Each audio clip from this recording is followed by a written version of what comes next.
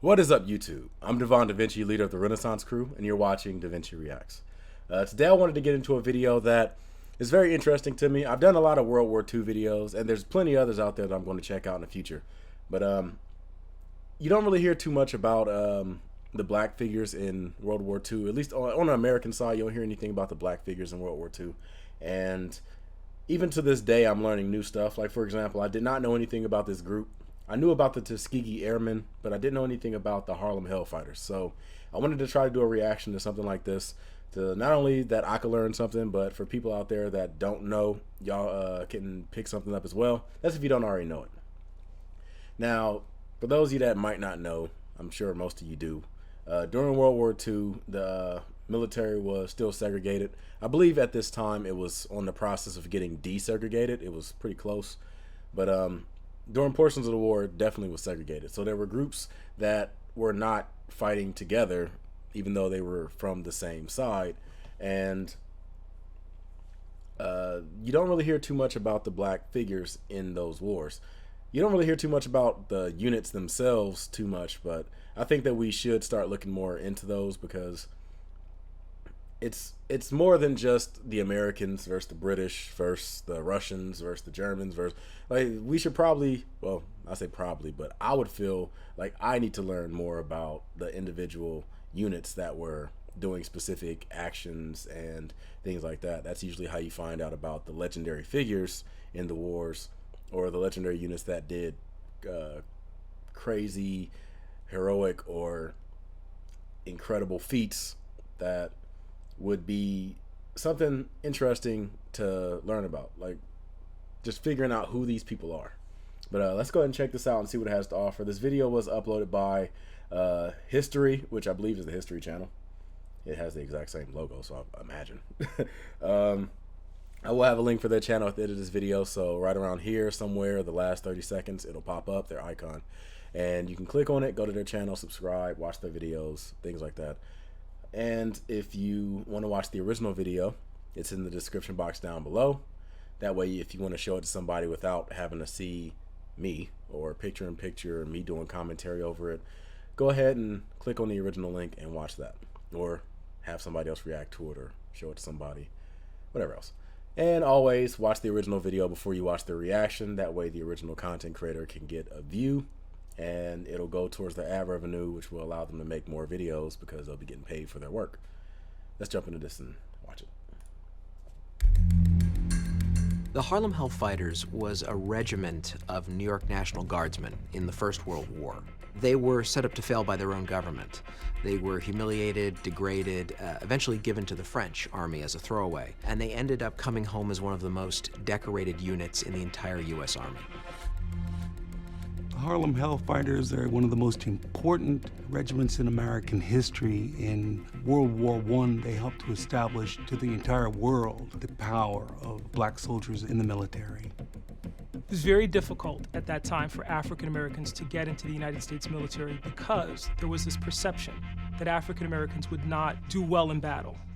They had to overcome the prejudice of their own countrymen and yet also perform ably on the battlefield. Like so many units of African American descent, when they go overseas, they're not sure what they're going to do. Are they going to fight as infantry? Or are they going to be stevedores and load ships? Or are they going to be labor units and cut wood? And so they're committed to labor duty, they're unloading ships, building latrines, those type of support services. And as you can imagine, these men have been trained and they're willing to fight, they're ready to fight, and this is stressful for them. They were finally given to the French army, which in a way was an even greater insult, because in the First World War, when the United States entered, General Pershing, the commanding officer, was very clear that American forces would not be fed piecemeal into the French and British army, because the French and British wanted reinforcements, and Pershing said absolutely not. When Americans join this war, they will fight as an American force under an American flag led by an American general. ... except for the black guys. You can have them.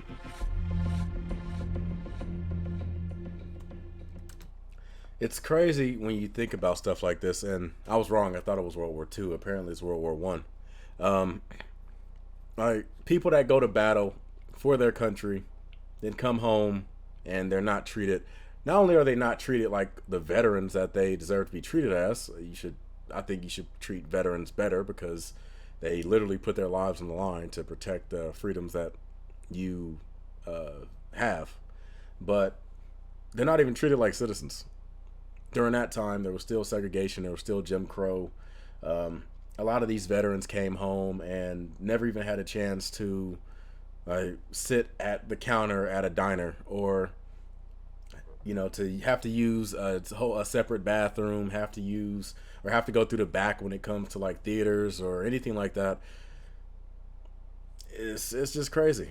I mean, obviously we could look back at it now and see how crazy it was. Like, I'm sure nobody is sitting there thinking like, oh, that's great, that's how it should be. Like, nowadays everybody, hopefully at this point, is like, that was fucking stupid. Like, why would someone do something like that? It makes no sense. It's just infuriating. And then you think about the soldiers that, I'm like, there's probably not a lot of stories of it, but I'm willing to guarantee at least a couple of these people probably got home, and not only were they treated with racial injustice, but I'm willing to bet some of them were probably lynched. Like, this was during a time when American lynchings were rampant. So it's very possible somebody who was a veteran might have came home and gotten killed because they thought, okay, well, I'm going to vote now, or I'm going to try to become a member of, politics in my community or something like that, and were killed for it. It was a common thing, and it's just sad, man.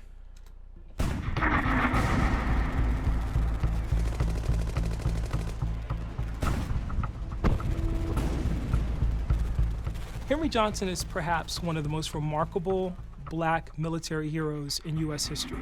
And he found himself in no man's land with Private Needham Roberts manning a listening post.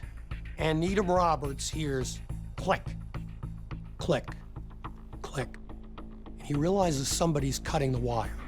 It's potentially a German raid. And so Roberts is passing him grenades, and they line up these grenades, and the Germans actually do come across the lines. Roberts is hurt, and now Henry Johnson is left to defend their position and to stave off this attack. And then he makes the mistake of jamming a French cartridge into his American gun, and it no longer will work. And the Germans are on top of it.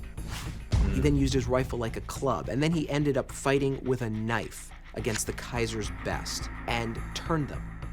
He's wounded in the fray. He's struck, for example, in the foot, and has a debilitating injury as a result. And he fights them off, he says, for what seemed like an hour. The Germans ran shrieking into the night, all because of one man. Oof. That's some God of War levels of badass. It's not until the next morning that people realize what a tremendous act this was. They discover 4 bodies of dead German soldiers. And they also realize from the equipment and other things that are left behind that as many as 30 may have been involved in this altercation. As soon as he drove off those Germans, the French awarded him with the Croix de Guerre, a great honor. Unfortunately, it took about 75 years for the U.S. government to give him the Legion of Merit. Yeah, that happens a lot. You hear stories about like black soldiers going across seas to fight in these wars, and then when they come home, they like never even get a chance to meet the president. If they've managed, like, I'm not talking about just random soldiers, but I mean like people that are decorated war heroes that don't really get a chance to meet the president, and despite meeting like members of other countries, like leaders and stuff. Now, obviously, like for instance, Jesse Owens wasn't a veteran, or at least I don't think he was, but not in the example I was pulling from, but he was another example of somebody that did something prominent overseas, and from what I hear, never had a chance to meet the president.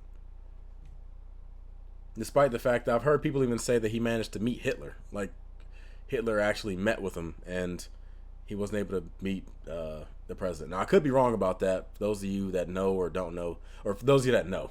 If you don't know, shut the hell up. But if you know, leave it in the comment section down below. Had he been white, he would have walked out of that war with the Medal of Honor.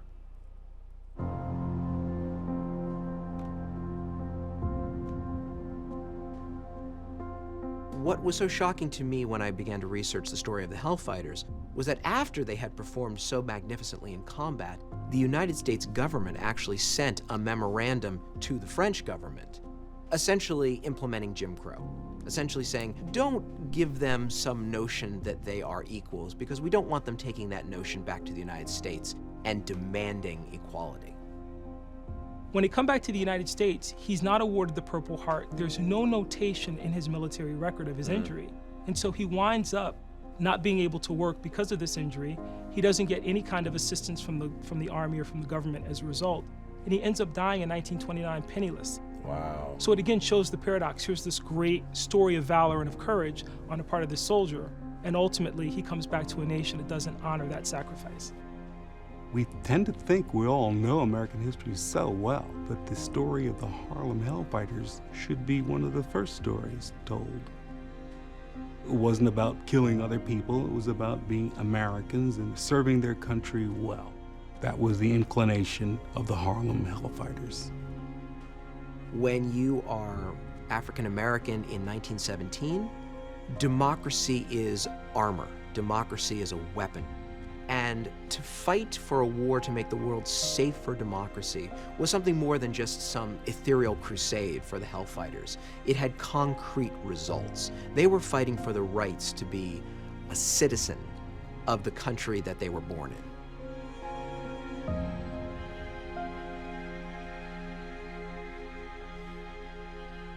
That is so crazy and fascinating at the same time, but crazy also.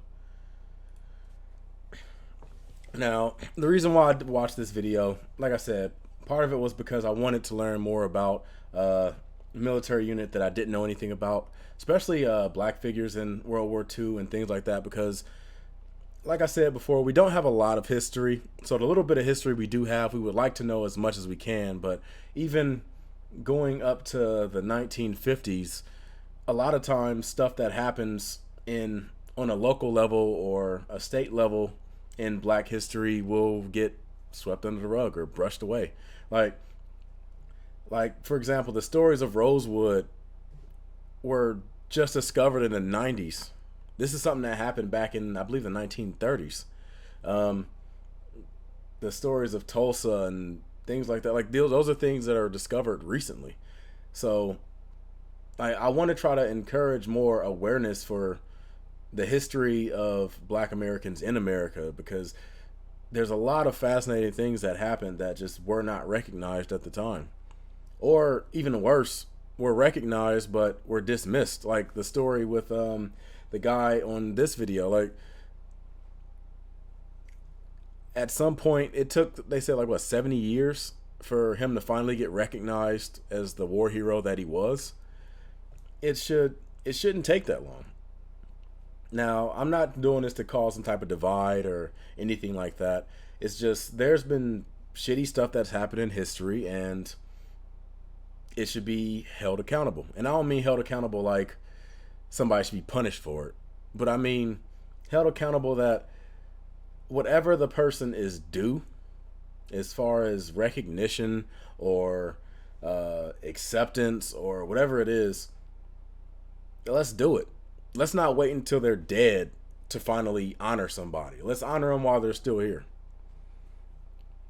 I mean, obviously nowadays it's probably more like easier for somebody to, like, if this would have happened in 2019, this person would have been recognized as a hero. Easy.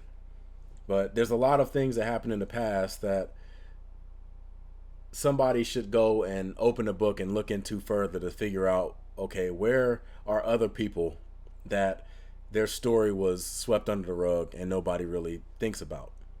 Where, like, things that happened in like the 40s and 50s where people might still be alive to, you know, accept that recognition. I would like to see more stuff like that. And like I said, black history means a lot to me.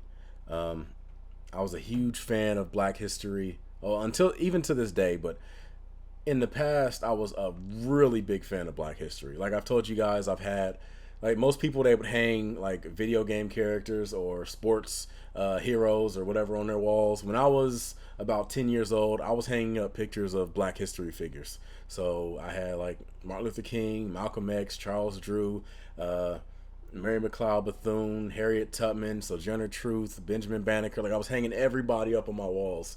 And I would love to see more people aware of the history of some of this stuff, because there's a lot of fascinating stuff in it. And this channel has allowed me to learn more about cultures outside of Black history. So like I said, you've seen me do a lot of videos about like the nuances of World War II and musical acts that I never got into at the time that I'm learning about now. Figures that, you know, normally wouldn't have, or figures that somebody in the Black community might not really know too much about. Like videos like that. That's stuff I like to learn, because it's something that I never really knew existed, and now I can go back and look into it and see what I missed growing up.